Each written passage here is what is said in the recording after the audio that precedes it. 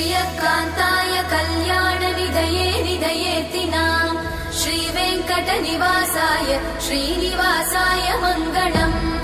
लक्ष्मी सविभ्रमालोक सुभ्रूविभ्रमचक्षुषे चक्षुषे सर्वलोकानां वेङ्कटेशाय मङ्गलम्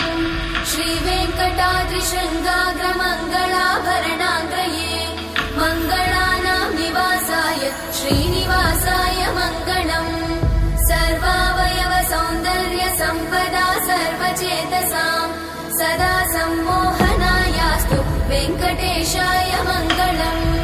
नित्याय निरवध्याय सत्यानन्दचिदात्मने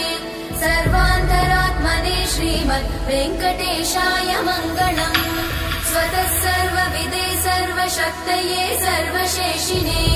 सुलभाय सुशीलाय वेङ्कटेशाय मङ्गलम्।